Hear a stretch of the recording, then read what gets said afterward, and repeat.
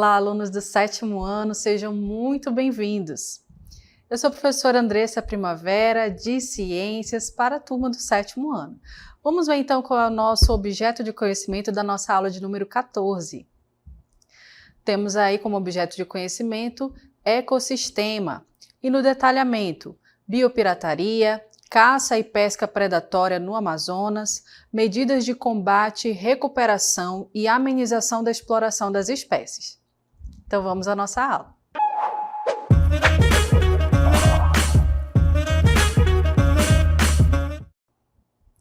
Muito bem, na nossa aula vamos falar um pouco sobre biopirataria. Você já ouviu esse termo alguma vez aí no seu dia a dia? Se você observar aqui nas nossas imagens, nós temos alguns exemplos. Mas você já deve ter ouvido falar sobre pirataria, que é uma prática, né? Até mesmo em filmes a gente observa ali os piratas saqueando aquelas embarcações, né? Extraindo os recursos das pessoas. Ou você pode ter ouvido falar aí na falsificação de alguns objetos. Então são termos, né? A pirataria são termos ali ligados a essa prática ilegal. Quando a gente fala de biopirataria, é só você lembrar que bio quer dizer vida. E aí a gente está falando da pirataria relacionado aos seres vivos. Como a gente falou aqui nas nossas imagens, a gente observa exemplos de biopirataria. Você observa aí que nós temos animais como aves, né, que muitas vezes são capturadas porque tem uma beleza, né, atraente ali, e muitas vezes as pessoas acham que pode levar aquele animalzinho para casa, colocar ali numa gaiola porque acha interessante, né, ficar com o animalzinho preso ali. Então, isso é um exemplo de biopirataria. A gente observa outros animais como répteis, né, lagartos, jacarés, que são aí capturados por conta, né, também da sua beleza, para serem criados como pets, né, como animais ali de estimação, que não pode acontecer porque são animais silvestres. E a gente tem também um interesse comercial, como por exemplo no caso da pele do jacaré, que pode ser utilizada aí para a fabricação de bolsas, sapatos, entre outros, né? A gente observa também a captura ali, ó, de animais como cobras, serpentes, né? Porque existe também um interesse de pessoas que gostam de ter esse tipo de animal na sua casa, criando eles como animais, né, domésticos ali, animais que a gente considera como pets, o que não pode acontecer, porque além deles serem animais silvestres, que deveriam estar, né, no seu ambiente natural, eles podem ainda trazer alguns danos, né, no caso de serpentes, podem ser venenosas, pode acontecer aí algum tipo de acidente, né, com as pessoas que vão manipular, mas o principal prejuízo é causado também no ecossistema, é causado ali na natureza, porque a gente vai retirar esse animal do seu ambiente natural, né? E muitas vezes durante essa retirada esse animal é machucado, esse animal pode até morrer, né? Ele vai passar ali sede, fome, então muitas vezes esse prejuízo maior é justamente para esse animal. Mas a gente não vai ter a biopirataria somente com animais, a gente vai ter a biopirataria também com plantas, a gente vai ter também com o solo, com micro-organismos, com tudo que a natureza pode oferecer e que poderia ser extraído daquele ambiente, certo? Então, a gente começa aí falando do que seria, né, os exemplos de biopirataria, e nessa aula a gente vai aprender um pouquinho mais sobre isso, vamos aprender alguns termos, né, que fazem parte aí desse conhecimento e também como combater, né, essa prática que é ilegal. E para a gente aprender um pouquinho mais, a gente vai ver o que significa esse termo biopirataria. Então você observa aí, olha, que ele refere-se à exploração ilegal e não ética de recursos biológicos como plantas, animais, micro-organismos e conhecimentos, né, tradicionais associados, sem a devida autorização dos países de origem ou das comunidades que detêm esses conhecimentos. Então agora você já sabe o que significa o termo biopirataria, que ele se refere ali à exploração, não apenas dos animais, né, das plantas, mas também dos micro-organismos e até mesmo, né, daquele conhecimento tradicional que certas comunidades, certas populações indígenas, né, cultivaram ali ao longo de muitos anos, e ali vem, né, alguém de fora e pega, né, esse conhecimento, captura aquele animal, pega aquele vegetal e leva embora ou faz algo, né, ilegal, sem que aquele país autorize essa prática, né? Então a gente vai ver alguns exemplos ao longo da nossa aula dessa questão da biodiversidade ali, né, e da biopirataria. E para a gente começar a falar um pouquinho mais sobre isso, a gente vai ver também que existem leis, né? Apesar desse termo ele ser um pouco antigo, né? A prática ela já é muito, né? A mais antiga ainda. Então foi preciso criar leis para prevenir que essa prática aconteça, para punir essas pessoas que praticam a biopirataria. E a gente vai ver aí qual é essa lei, né, que respalda para que não haja essa prática, né, para que haja ali uma punição, para que haja ali a prevenção da biopirataria. Então você observa aí que existe uma lei que é a chamada Lei de número 13.123, de 20 de maio de 2015. Então o que que diz essa lei? Essa lei, na verdade, é uma lei da biodiversidade.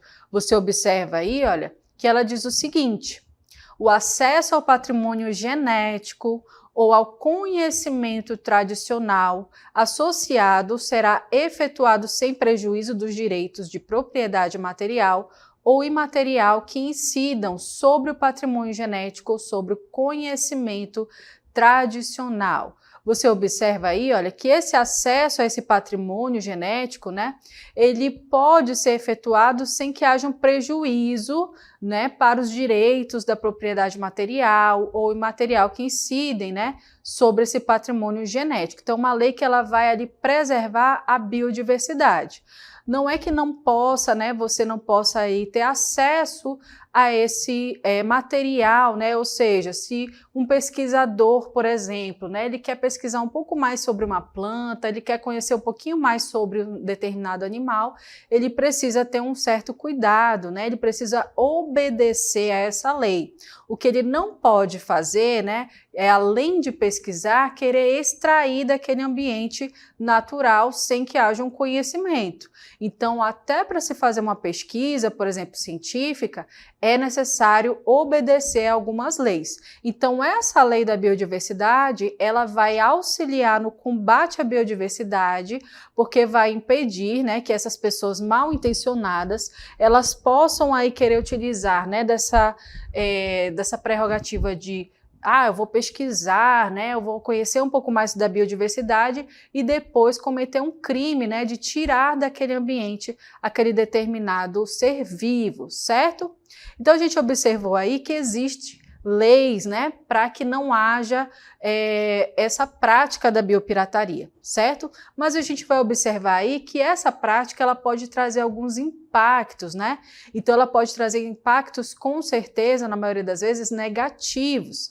Então você observa aí quais são os impactos nas comunidades locais quando há a prática da biopirataria. Então olha só, a biopirataria ela frequentemente ocorre em regiões ricas em biodiversidade ou de comunidades locais dependem desses recursos para a subsistência, para a medicina tradicional e práticas culturais. Quer dizer, no nosso contexto amazônico, existem muitas comunidades, né? E nessas comunidades ali existe também um ecossistema que está ali, né? A pessoa está inserida no meio ambiente. E nesse meio ambiente a gente tem muitas plantas, muitos animais, micro-organismos e aquelas comunidades com certeza se apoiam, né, na existência desse patrimônio genético, né? Ou seja, tudo aquilo ali é ser vivo. E esses seres vivos, eles podem trazer benefícios. Então você já deve ter ouvido falar, por exemplo, minha avó usa determinada planta para fazer determinado chá, para curar determinada doença. Isso parece simples, mas ele é um conhecimento tradicional que foi passado de uma geração para outra. Então, ele tem um valor que não pode ser mensurado. Certo? Então, quando alguém vem de fora, dentro da sua comunidade e quer extrair aquele exemplar de planta, ele quer levar embora aquele conhecimento tradicional, né, levar para outro lugar sem dar a referência devida, né, da onde veio aquele exemplar de planta, quem é que tinha esse conhecimento que transmitiu para essa pessoa, né? E muitas vezes essa pessoa ela vai tirar proveito até mesmo financeiro. E esse proveito financeiro ele não vai muitas vezes retornar para aquela comunidade não vai aproveitar, né, desse lucro, digamos assim. E aí isso também é biopirataria, quando alguém vem extrair um conhecimento ou um exemplar de um animal, de uma planta, de um micro-organismo e leva, né, para ter ali um benefício próprio, né, de cunho ali até mesmo egoísta. Então, as comunidades muitas vezes dependem desse conhecimento para sua sobrevivência, porque vão ali, né, ou viver da prática, por exemplo, do artesanato, da produção de alguns alimentos que estão ali, né, inseridos no seu contexto, certo? Então, a gente viu aí um exemplo de impacto nas comunidades locais que pode ocorrer caso haja ali a biopirataria. Mas a gente vai ter também outros exemplos, né, de impactos. A gente vai ter ali a perda do conhecimento tradicional. Então, a gente já comentou sobre isso, inclusive, né? Então, observe aí, olha, a biopirataria ela pode resultar na apropriação não autorizada desse conhecimento, levando à perda cultural e à descaracterização das práticas tradicionais, quer dizer, aquilo que era a tradição daquela determinada comunidade foi perdido, né? Porque alguém se aproveitou daquele conhecimento, levou para fora daquela comunidade, né? Conseguiu ali extrair um benefício financeiro, né? Lucrar em cima disso, desse conhecimento, e esse retorno financeiro não houve ali para aquela comunidade, né? Ela poderia se desenvolver mais, traria benefícios para aquela comunidade e aquela pessoa que praticou a biopirataria de um conhecimento tradicional, né, lesou ali aquela comunidade. Então a gente não pode permitir que isso aconteça, né? Precisamos estar atentos aí a essas práticas, né, que muitas vezes pessoas mal intencionadas vão se aproveitar do conhecimento tradicional, certo? A gente vê ainda, olha só, que há exploração de recursos genéticos. Como assim recursos genéticos? Todo ser vivo, ele tem o seu DNA, ele tem ali a sua molécula de DNA. E nessa molécula de DNA existe ali uma informação genética, certo? Então a gente tem ali um recurso genético presente dentro daquele ser vivo. Pode ser um animal, pode ser um micro-organismo, pode ser uma planta, certo? Então a biopirataria, ela frequentemente envolve a coleta de recursos genéticos para a pesquisa e desenvolvimento de novos produtos, como medicamentos, cosméticos e produtos alimentícios. Então existe uma vasta pesquisa, né, aqui na nossa biodiversidade. A Amazônia, a região amazônica, por ter essa riqueza de biodiversidade, chama a atenção do mundo inteiro. Então todo mundo quer pesquisar aqui dentro da floresta amazônica, quer saber, né, que plantas que são utilizadas como medicamentos, né, que podem servir como cosméticos. Existem muitos perfumes, cremes hidratantes que têm fragrâncias da Amazônia, né, de vegetais, de plantas, de frutos nativos dessa região. E aí o que acontece? As pessoas têm um interesse em buscar saber um pouco mais sobre isso. O que acontece é que, além das pesquisas, né, essas pessoas podem se aproveitar para levar exemplares para fora da floresta,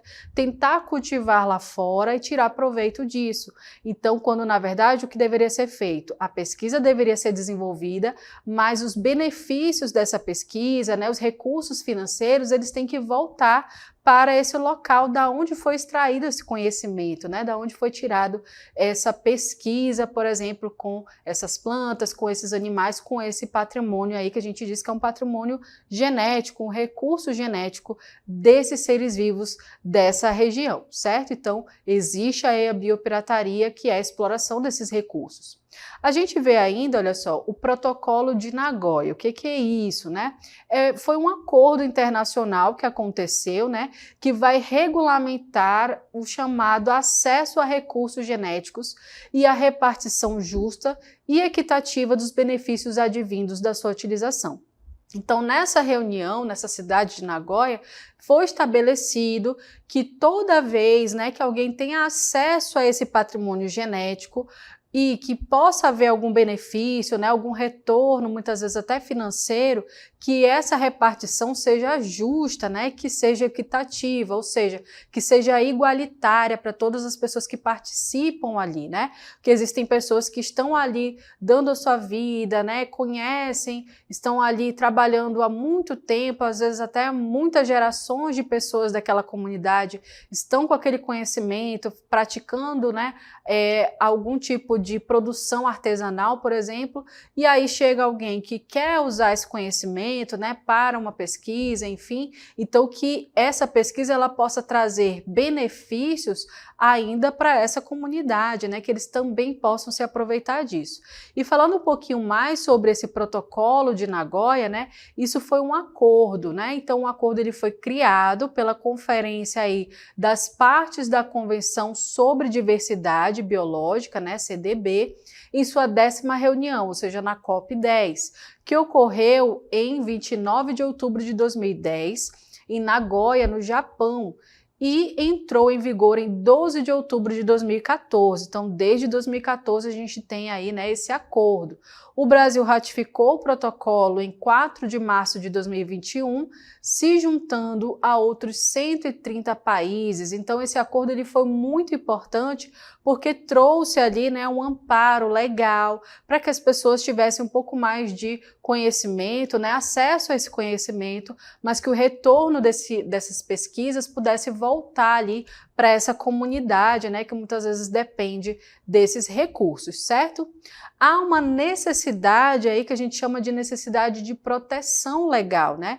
Então é crucial, olha só, implementar legislação nacional e internacional que proteja os direitos das comunidades locais sobre seus conhecimentos tradicionais e recursos biológicos. Quer dizer, precisa haver um interesse não somente das pessoas, né, mas também das autoridades, né, dos juízes, das pessoas que vão estabelecer leis, que vão julgar, de governantes, né, precisam aí ter essa iniciativa de proteger esses recursos que são nossos, né, esse patrimônio ali biológico que pertence a cada país. E no caso aqui do Brasil, nós temos uma diversidade, né, biológica muito grande. Então é necessário criar leis que possam dificultar, né, a prática da biopirataria. Por isso nós precisamos estar atentos, né, saber, conhecer e não normalizar essa prática, né? Por mais que parece normal, né, alguém pegar ali um bichinho, levar para casa, isso com certeza não é normal e a gente deve, né, cobrar essas autoridades que haja leis, que haja punição para esse tipo de prática, certo? A gente precisa também de mais educação. Então, essa educação, essa conscientização das pessoas, né, para que elas possam ali entender sobre o assunto e poder cobrar, né, dessas autoridades. Então, olha só, são fundamentais para informar as comunidades locais sobre os seus direitos, promover práticas sustentáveis e criar uma consciência global sobre a importância da preservação da biodiversidade e do respeito aos conhecimentos tradicionais. Então, se a pessoa não sabe que é errado, né, que alguém venha pegar aquele conhecimento e levar embora sem dar nenhuma satisfação, né, então é preciso a gente entender, preciso a gente conhecer um pouco mais sobre esse termo, né, aprofundar esse conhecimento nessa área, para que a gente possa, então, cobrar essas autoridades, para que a gente possa impedir que pessoas mal intencionadas venham praticar essa biopirataria, né? Até mesmo nas nossas comunidades. E para a gente aprofundar um pouquinho mais esse conhecimento, a gente vai ver um vídeo que mostra, né, a história da biopirataria aqui no nosso país. Então, observem aí, fiquem ligados. Que o ciclo da borracha foi importante para o Brasil e deixou muitas pessoas ricas no norte do país, sobretudo Manaus e em Belém do Pará, é um fato conhecido. A borracha foi um dos principais produtos da economia nacional entre 1870 e 1920. Que o declínio da borracha decorreu da concorrência da produção da Ásia também é outro fato comentado. Mas, se a seringueira é uma planta nativa, genuinamente brasileira, veja só, seu nome científico é Hevea brasiliensis. Se o Brasil detinha a quase totalidade das reservas mundiais de borracha, como é que surgiu um novo produtor e derrubou a produção nacional? Como o Brasil passou de exportador a importador de borracha? Pois é, essa parte da história não é muito contada, mas o Brasil foi vítima de biopirataria, já por volta de 1873. Entende-se por biopirataria a exploração ilegal dos recursos naturais e a apropriação indevida de conhecimentos tradicionais. O botânico inglês Henry Wickham, após passagens pelo Brasil, rumou para a Inglaterra, levando por volta de 70 mil sementes brasileiras.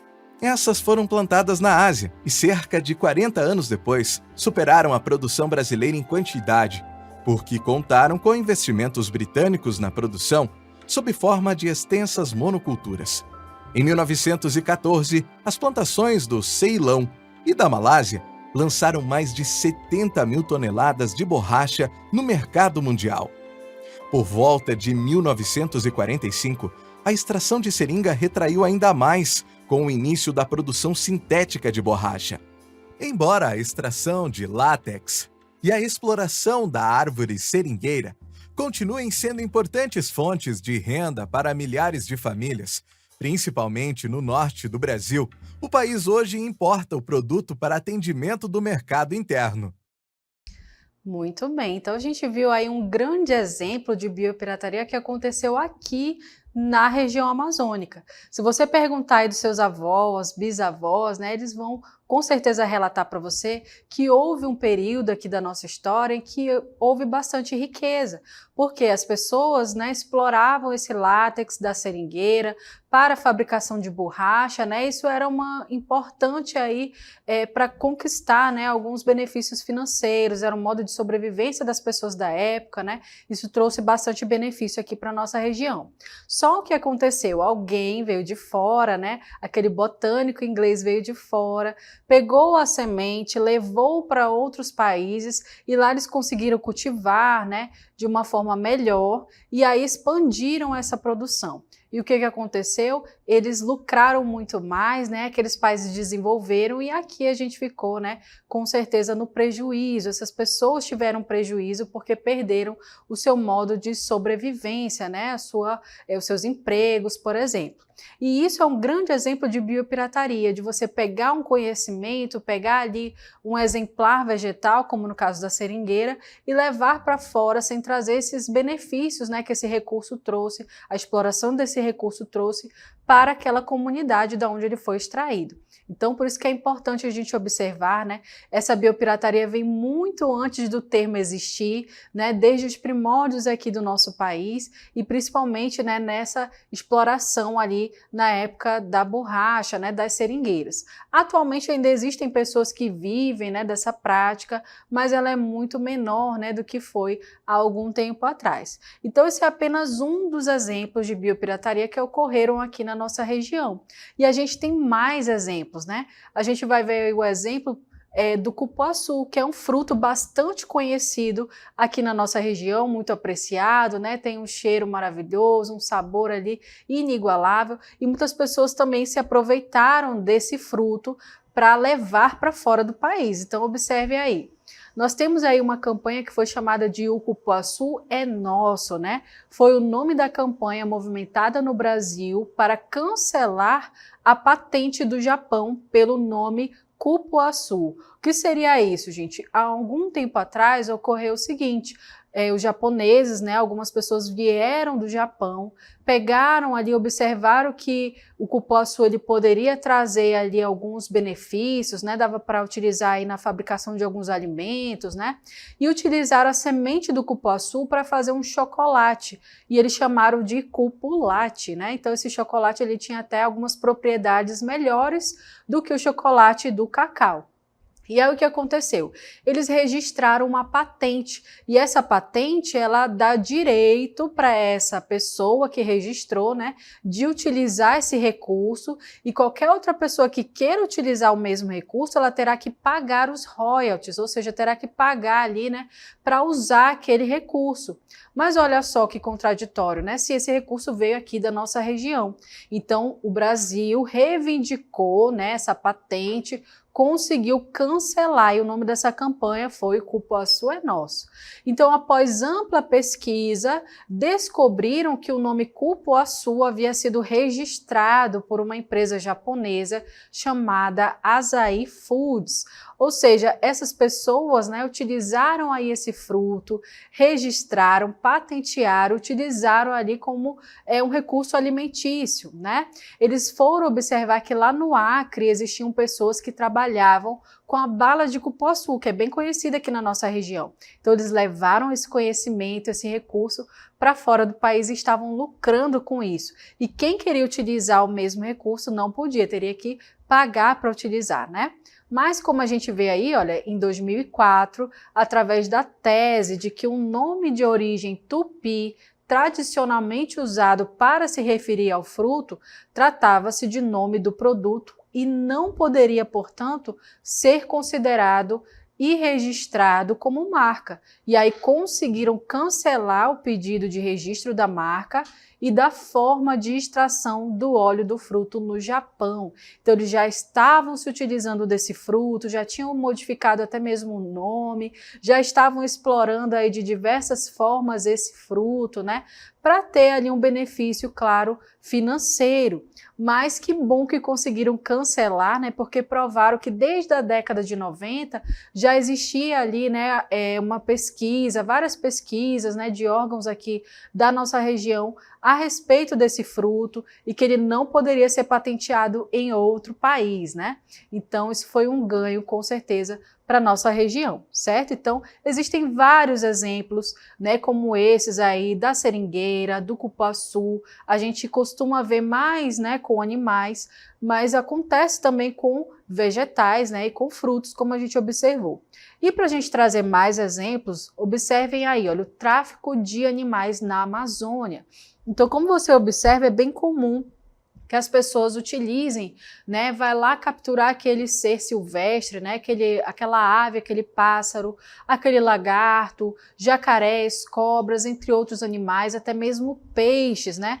Não sei se você já ouviu aí nos noticiários, né, até recentemente uma pessoa foi presa no aeroporto de Manaus porque ia levar para fora, né, do estado exemplares de raias ou arraias, né, aqueles peixes ali amazônicos. E aí não é só isso, né? Constantemente existe um combate a esse tipo de prática. Infelizmente, ainda não é o suficiente para barrar de uma vez, né, essa prática. Então, por isso nós devemos ficar alertas, né? Se você vê aí na sua comunidade alguém capturando, né, um animalzinho, querendo levar para fora, né, daquela região, que você possa denunciar os órgãos competentes, né, ou que você possa até mesmo conscientizar os seus familiares de que essa prática ela não é normal, apesar de comum, de antiga, mas ela não deve ser normalizada porque existe prejuízo para aqueles animais, né, que vão sair machucados ali daquela captura, vão passar fome, né, vão ser maltratados e podem até mesmo morrer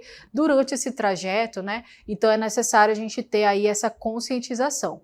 E para a gente lembrar sempre, né, foi estabelecido um dia somente para lembrar, né, de nós irmos contra a biopirataria. Então existe aí uma data específica, que é uma data em dezembro. Então você observa aí, olha, dia 3 de dezembro é o Dia Nacional do Combate à Biopirataria, né? Então para a gente lembrar, sempre trazer a memória, né, de que essa prática não é adequada, ela deve ser combatida, ela é uma prática ilegal que vai ali com certeza trazer impactos negativos para a comunidade, né, que desenvolveu conhecimentos ali ao longo de várias gerações, né, e pessoas mal intencionadas vêm retirar esse conhecimento, né, ou muitas vezes levam embora exemplares de animais, de plantas, de sementes, de micro-organismos, né, e vão ali se beneficiar desse recurso, né, e não vão trazer os benefícios para dentro dessas comunidades. Então nós precisamos sempre estar alertas, lembrando sempre